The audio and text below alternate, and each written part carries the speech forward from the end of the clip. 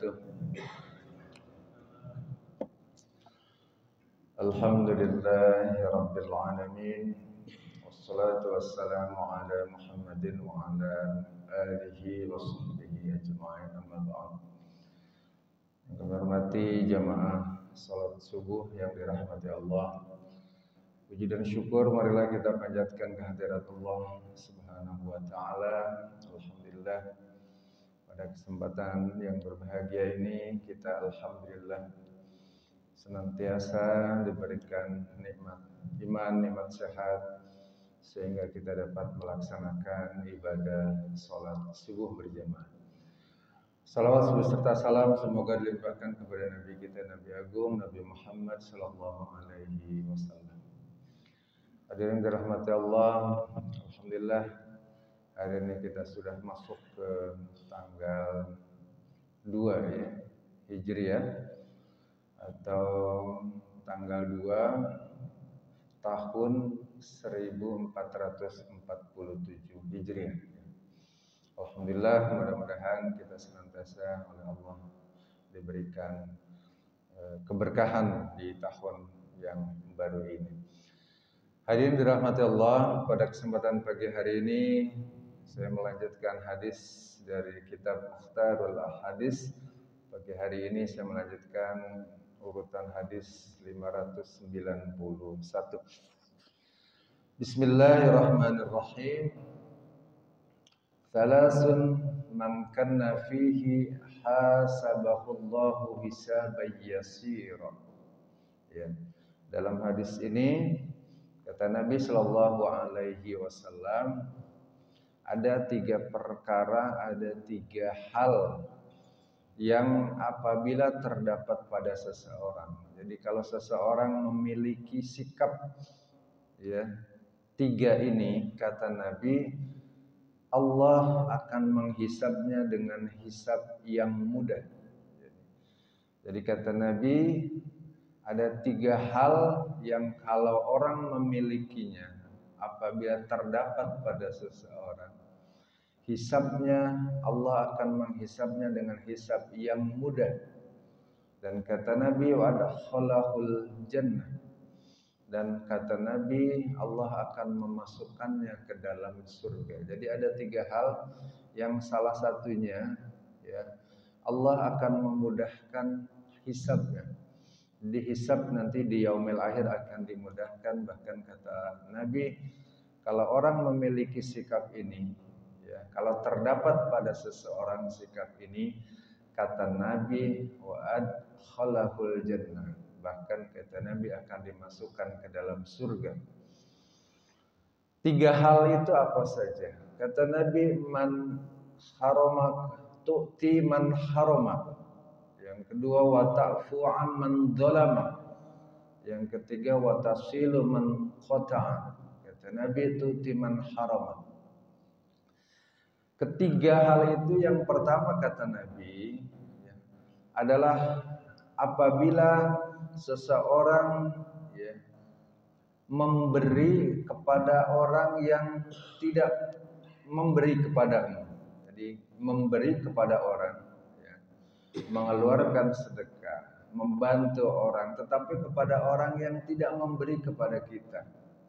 Jadi kalau kita memberi bukan karena orang itu memberi kepada kita.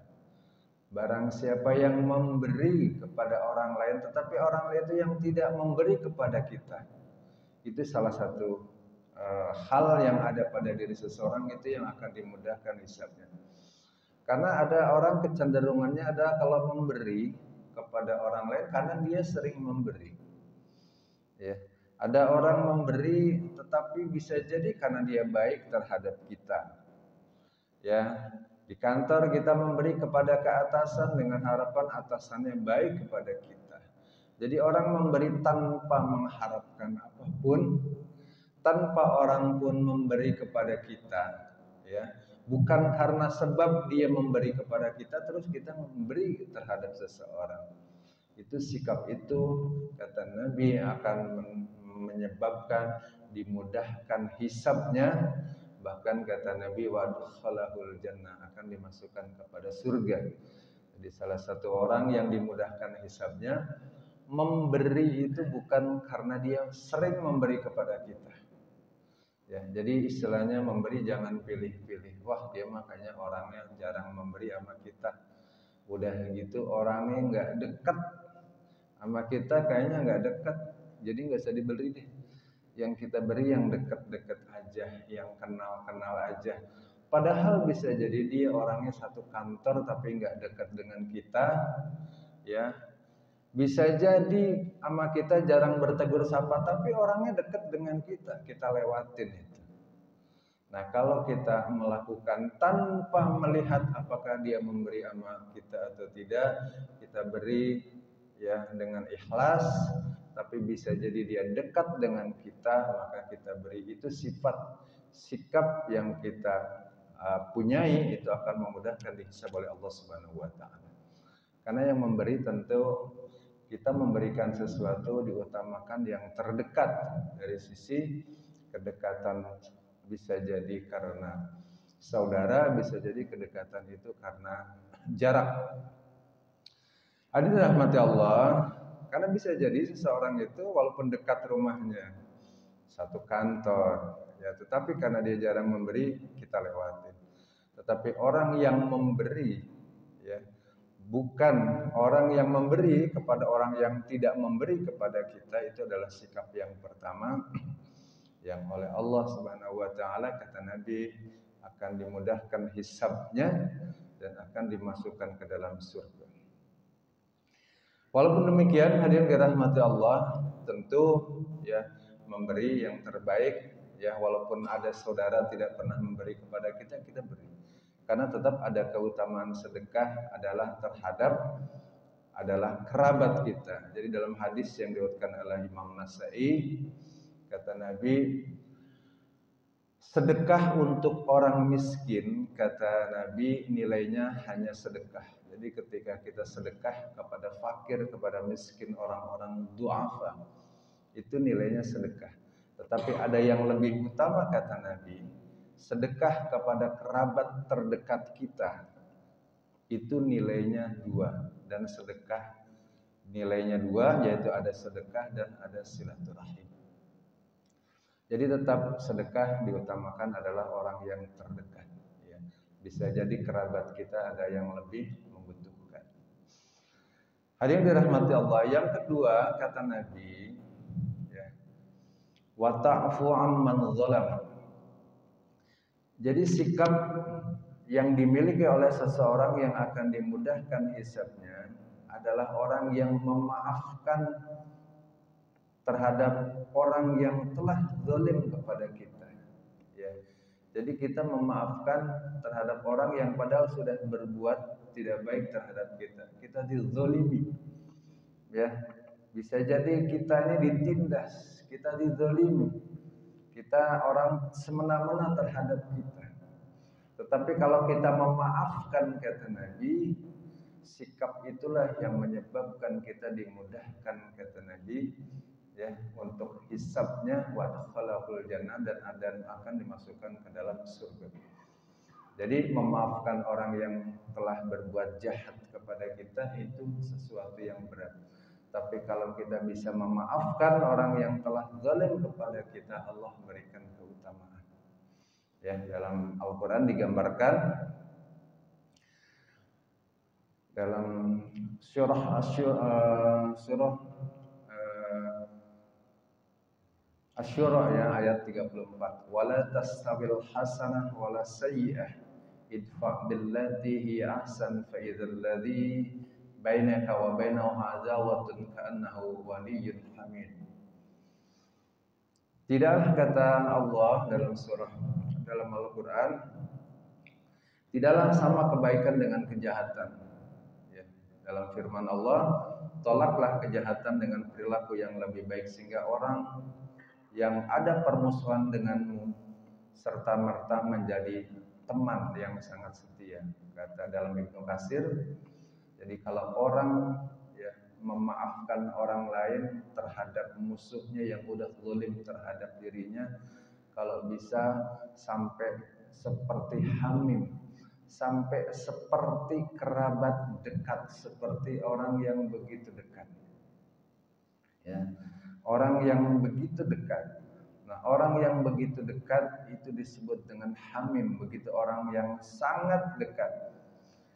Jadi kalau ada orang yang bisa memaafkan orang lain, padahal dia telah zalim kepada kita, ya, Allah akan berikan kemuliaan. Karena salah satu yang berat itu kalau orang udah jahat sama kita, zalim sama kita, yang ada biasanya kita mendoakan sesuatu. Seringkali orang mendoakan sesuatu yang yang jelek, atau bisa jadi langsung, ya, kita meminta kepada Allah untuk, ya, supaya orang tersebut bisa jadi, ya, mendapatkan balasan dari Allah Subhanahu wa taala, bukan kita memaafkan.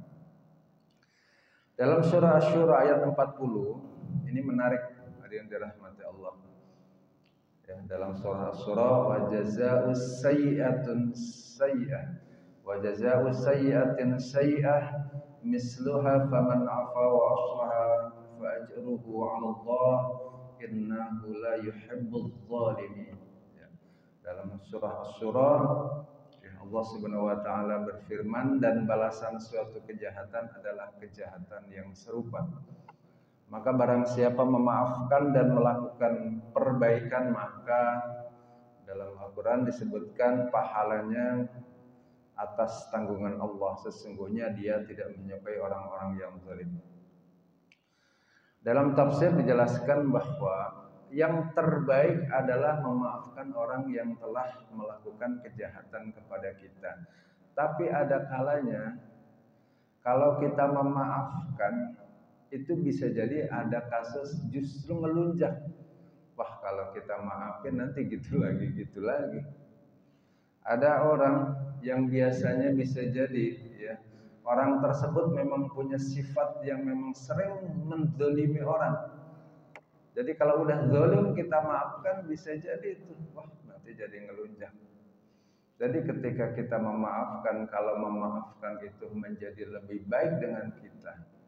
Tetapi kalau kita tahu ini orang memang sudah temperamennya suka berbuat zalim sama orang, bisa jadi, ya, orang tersebut kalau kita maafkan jadi ngelunjak, nanti gitu lagi, ya. Dia sudah zalim, sudah marah-marah tanpa sebab, sudah menindas orang lain. Kalau kita biarin aja, kalau kita maafkan begitu saja, bisa jadi orang nanti begitu lagi. Orang yang seperti ini bisa jadi kita memaafkan, tetapi kita tetap, ya, mungkin dalam pengertian biarkan kalau ada penegak hukum dia laporkan ke penegak hukum, biarkan supaya ada balasan terhadap kejahatannya. Karena balasan suatu kejahatan adalah mestinya ada balasan kejahatan yang serupa. Kalau di kita, biar ada balasan dengan apa yang telah diperbuat, ya. Kalau kita menerima kezaliman, ya, mulai dari mungkin bullying, ya, atau mungkin terhadap kejahatan verbal melalui lisan, penindasan melalui lisan, atau bisa jadi melalui fisik. Nah, kalau ada hal yang demikian, bisa jadi supaya orang bisa berubah, menyadari apa yang dilakukan, bisa jadi kita laporkan kepada yang berwajib supaya apa? Dia mendapatkan balasan yang setimpal terhadap apa yang dilakukan. Karena kadang-kadang ada orang dizalimi, udahlah maafin aja. Itu memang lebih baik. Dengan harapan dia akan berubah menjadi baik. Apalagi orang mengatakan, waduh, saya menyesal tidak akan melakukan perbuatan tersebut. Tetapi ada orang yang memang menyesal gitu lagi. Ketika mendapatkan orang yang demikian, ya, dalam surah Asy-Syura digambarkan, ya, bahwa balasan kejahatan adalah kejahatan yang serupa. Artinya memang orang tersebut berhak untuk mendapatkan, ya, balasan dengan perbuatan yang setimpal. Maka kita laporkan, ya, kepada yang berwajib, biar berwajib nanti yang menentukan sesuai dengan kejahatannya. Yang terakhir dalam hadis nomor urut 591, ya, kata Nabi, watasilu man qatamak Watasilu man qata'a. Kata Nabi, orang yang memutuskan, orang yang menyambung silaturahim dengan orang yang memutuskan silaturahim terhadap kita. Jadi ada 3 perkara, 3 hal apabila seseorang itu memiliki sikap tersebut, kata Nabi, Allah akan menghisabnya dengan hisaban yang mudah, akan dimudahkan di yaumil akhir ketika kita dihisab. Bahkan kata Nabi, wa adkhallahul jannah, dan akan dimasukkan ke dalam surga. Siapa orang tersebut? Apabila orang memberi, ya, tetapi memberi kepada orang yang tidak pernah memberi kepada kita. Yang kedua, kata Nabi, orang yang memaafkan terhadap orang yang telah menzalimi kita. Kita senantiasa memaafkan kepada orang yang telah menzalimi kepada kita. Kita dizalimi, kita dijahati, kita bisa jadi mungkin ya seringkali dibuat kita menderita oleh orang lain, tetapi kita memaafkan orang tersebut, termasuk dalam kategori yang Allah akan memberikan kemudahan ketika dihisab. Yang terakhir, kata Nabi, adalah orang yang senantiasa menyambung silaturahim terhadap orang yang telah memutuskan silaturahim kepada kita. Karena bisa jadi seringkali dalam kehidupan sehari-hari ada orang karena dengan persaingan, ada orang yang karena persinggungan, ada orang yang karena tidak kenyamanan ketika berhubungan sosial. Seringkali ada orang yang memutuskan silaturahim.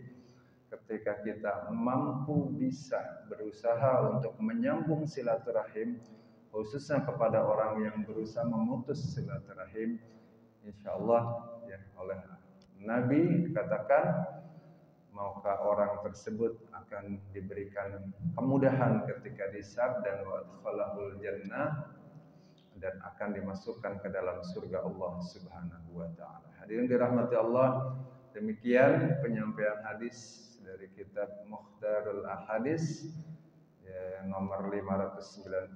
Mudah-mudahan ada manfaatnya dan senantiasa kita oleh Allah diberikan keberkahan oleh Allah Subhanahu wa taala. Amin ya rabbal alamin. Kita akhiri dengan membaca doa kafaratul majlis. Bismillahirrahmanirrahim. Subhanakallahumma wa bihamdika asyhadu an la ilaha illa anta astaghfiruka wa atubu ilaik. Billahi taufiq wal hidayah. Wassalamualaikum warahmatullahi wabarakatuh.